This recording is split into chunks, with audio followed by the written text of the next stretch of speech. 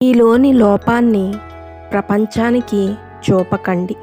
ఎందుకంటే దానితో ఆడుకోవడానికి ఈ ప్రపంచం కాచుకు కూర్చొని ఉంటుంది. ఎన్నడూ ఈ ప్రపంచంలో ద్వేషాన్ని ద్వేషంతో ఆపలేము. ద్వేషించకుండా ఉంటే మాత్రమే ద్వేషాన్ని నివారించగలం. ఇది ఎప్పటికీ వర్తించే సూత్రం. మౌనం కంటే మీ మాటలు మంచివని అనిపించినప్పుడు మాత్రమే మాట్లాడండి. ధనం మీద ఆశ పెరిగే కొలది ఆరోగ్యం, బంధాలు, ప్రేమ, ఆప్యాయతలు అన్నీ దూరమవుతాయి. మనం చేసే మంచి పనులైనా చెడు పనులైనా నీడలా మనల్ని వెంటాడుతూనే ఉంటాయి. ఇతరులను బాధ పెట్టేవారు ఖచ్చితంగా బాధపడతారు. దాని నుంచి ఎట్టి పరిస్థితుల్లోనూ తప్పించుకోలేరు. ప్రశాంతంగా జీవించాలనుకుంటే ఎదుటివారు మారాలని ఆశించకండి. మార్చాలని ప్రయత్నించకండి. మీరే మారండి. కాళ్ళకి ఏమీ గుచ్చుకోకుండా ఉండాలంటే మనం చెప్పులు వేసుకుంటాం, కానీ వీధంతా తివాచీ పరచం కదా. సానుకూల ఆలోచనలు ఉన్నవారికి ఆనందం నీడలా వెంటే ఉంటుంది.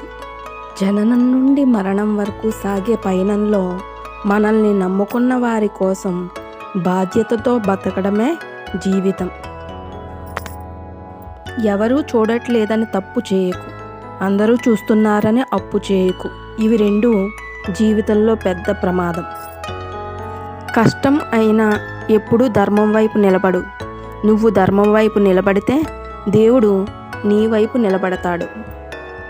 క్రమశిక్షణ లేని చదువు, సమయపాలన లేని విధి నిర్వహణ, అలాగే ఆచరణ లేని మాటలు నీకే కాదు, నీ చుట్టుపక్కల వారికి కూడా కీడు చేస్తాయి.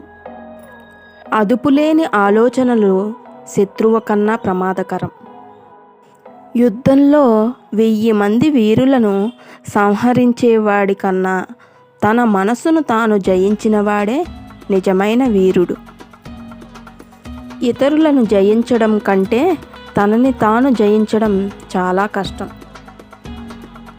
కాలాన్ని వృధా చేయడం అంటే నిన్ను నువ్వు దోపిడీ చేసుకోవడమే. ఎవరికి నీ విలువ అర్థం కాదో వాళ్ళని పట్టించుకోకు.